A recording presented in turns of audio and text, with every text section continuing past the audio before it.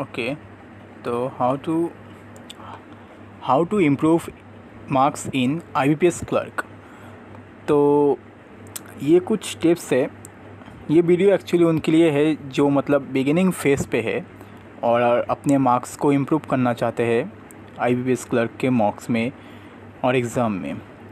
तो आपको क्या करना चाहिए इस वक्त? आपके मार्क्स नहीं आ रहे, स्पीड नहीं है, मॉक लगा रहे, मॉक में अटेम्प्ट कम हो रहा है, तो आपको एक्चुअली में अभी क्या करना चाहिए? तो कुछ चीज़ें हैं जो आप में अभी भी कमियां हैं, उनको इम्प्रूव करना होगा। तो एक एक करके देखते हैं कुछ चीज़ें जो आपको इम्प्रूव करना होगा। तो ये है कुछ चीज़ें, जैसे कि आपको मतलब आपका स्पीड आपको इम्प्रूव करना होगा, ये मोस्ट इम्पॉर्टेंट है। फिर स्कीपिंग ऑफ क्वेश्चंस, फिर है रीड इंग्लिश के लिए। उसके बाद आता है ग्रामर। कई लोग मतलब ग्रामर को ज़्यादा इम्पोर्टेंट दे देते हैं और रीडिंग स्किल्स को कम इम्पोर्टेंट देते हैं, लेकिन बैंकिंग में रीडिंग स्किल्स बहुत ज़्यादा इम्पोर्टेंट है ग्रामर से भी। ऑब्वियसली आपको ग्रामर आना पड़ेगा, लेकिन रीडिंग सबसे ज़्यादा इम्पोर्टेंट है बैंकिंग में। और एट दी एंड प्रैक्टिस। तो एक एक करके आते हैं। पहले है स्पीड। आपको स्पीड इम्प्रूव करने के लिए टेबल्स आपको आना चाहिए। टेबल्स आपको 2 to 20 एकदम अच्छे से आना चाहिए ही चाहिए। अगर याद नहीं है तो रोज़ 15 मिनट्स दीजिए और पढ़िए, टेबल को पढ़िए, 20 तक पढ़िए, एकदम मतलब रटा होना चाहिए ये टेबल्स। उसके बाद आया गया कैलकुलेशन। अब आप सिंप्लीफिकेशन अगर 1.5 मिनट 2 मिनट लगा के कर रहे एक सिंप्लीफिकेशन, तो आपका कैलकुलेशन बहुत स्लो है, आपको इम्प्रूव करना होगा। एक एवरेज में अगर बोले तो क्या सिंप्लीफिकेशन का एक क्वेश्चन 30 to 40 सेकेंड्स में हो ही जाना चाहिए आपको। बहुत अच्छा होगा तो 20 सेकेंड्स में कर देंगे, लेकिन 40 सेकेंड्स के उस पर नहीं आना चाहिए। हाँ, कुछ कैलकुलेशंस होते हैं सिंप्लीफिकेशन के जो 1 मिनट लग जाते हैं, लेकिन ज़्यादातर केस में 30 सेकेंड्स इज़ एनफ। तो आपको कैलकुलेशन इम्प्रूव करना होगा। उसके लिए आप डेली मतलब अपने से मल्टीप्लिकेशंस कीजिए, 3 डिजिट 4 डिजिट का मल्टीप्लिकेशंस कीजिए और स्पीड में करने की कोशिश कीजिए, ताकि हर दिन आपका स्पीड बढ़े पिछले दिन से। अपने आप को अपना कंपटीशन बनाइए। आज जो आप कैलकुलेशन जिस स्पीड से कर रहे हैं, कल उससे भी थोड़ा ज़्यादा स्पीड में आपको करना होगा। और कैलकुलेशंस करते वक्त पेन का यूज़ कम से कम कीजिए।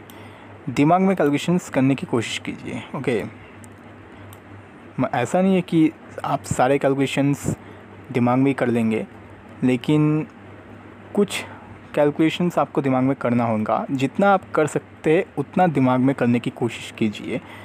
इसी तरह मतलब कैलकुलेशन का स्पीड बढ़ेगा, है ना। और एट दी एंड प्रैक्टिस। ये सारी चीज़ जो मैंने बोला, इनका प्रैक्टिस, यही है स्पीड बढ़ाने का तरीका।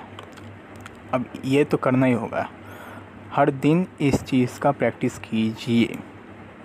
ओके, तो ये सबसे मेन टॉपिक है स्पीड बढ़ाने का।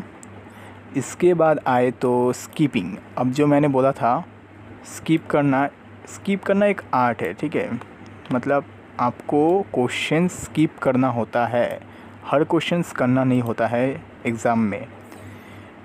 तो कौन सा क्वेश्चन स्किप करे और कौन सा क्वेश्चन करे, सिंपल है।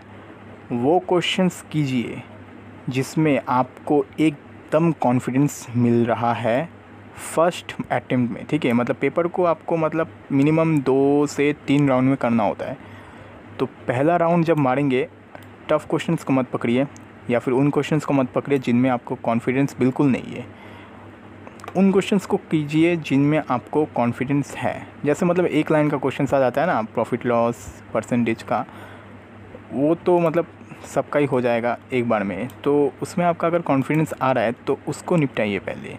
और पहले ही मतलब भारी भारी क्वेश्चंस नहीं पकड़ना है। फिर आ गया सिंप्लीफिकेशंस, ये सब क्वाड्रेटिक, ये सब मतलब ये सब पहले अटेम्प्ट में आपको करना होगा।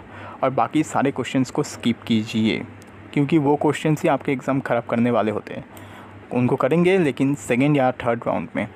तो फर्स्ट राउंड में सबसे इजी क्वेश्चंस करना होता है आपको। उसके बाद सेकेंड राउंड में उन क्वेश्चंस को कीजिए जिनमें आपको कॉन्फिडेंस तो है लेकिन थोड़ा लगता है आपको टाइम लगने वाला है, उनको कीजिए। और थर्ड राउंड में उन क्वेश्चंस को जिनमें आप कॉन्फिडेंस नहीं थे, उनको करने की कोशिश कीजिए। वो भी उन क्वेश्चंस को कीजिए जिनको मतलब आप करेंगे या फिर आपको नॉलेज है उन टॉपिक का, उन क्वेश्चंस को थर्ड राउंड में। तो ये था स्कीपिंग। अब आप नेक्स्ट मॉक में ना स्कीप करने की कोशिश कीजिए और मतलब इस स्ट्रेटजी को अप्लाई कीजिए। देखिए आपका मार्क्स ज़रूर बढ़ेगा। हर क्वेश्चंस को लेके आप मतलब करने बैठ मत जाइएगा, नहीं तो आपका ऑब्वियसली एग्ज़ाम ख़राब होता है। उन क्वेश्चंस को कीजिए फर्स्ट राउंड में जो एक बार में निकलने वाले हैं, आपको ये पहचानना होगा। और इंग्लिश में सबसे पहला बात रीड, ग्रामर बाद में। पहले रीड कीजिए, पैसेज लीजिए और रीड कीजिए। कहाँ से लेंगे? मॉक से लीजिए या फिर एडिटोरियल उठाइए दी हिंदू का।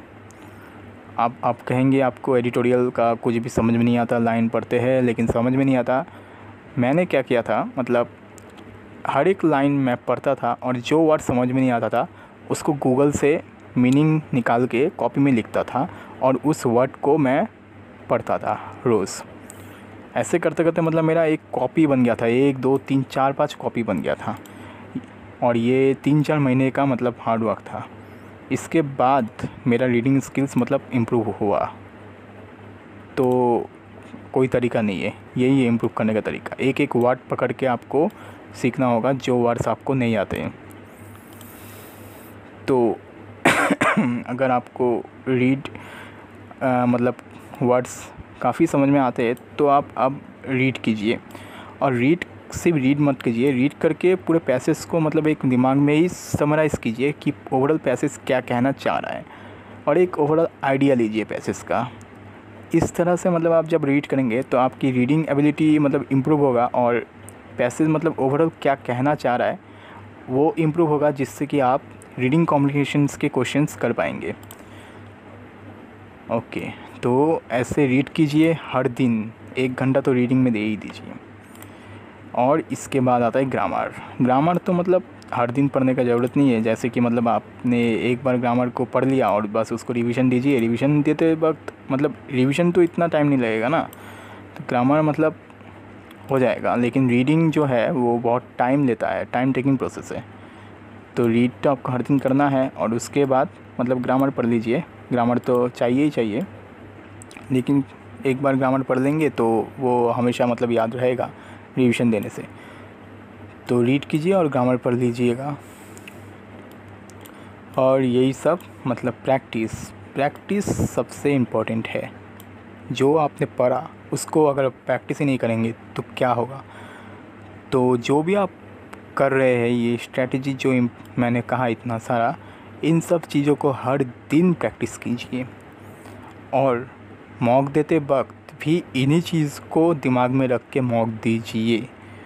इसी तरह दिन आपका मार्क्स इम्प्रूव होगा। एक दिन में नहीं होगा, 1 महीने बाद शायद आपका इम्प्रूव होगा थोड़ा सा, 2 महीने में और थोड़ा सा, 3 महीने में और थोड़ा सा, ऐसे ही इम्प्रूव होगा। एक दिन का ये चीज़ नहीं है। तो यही है, अब आप इसी तरह इम्प्रूव कर सकते हैं मार्क्स को। अगर और भी कोई डाउट है तो आप पूछ सकते हैं, मैं रिप्लाई ज़रूर दूँगा। Thank you.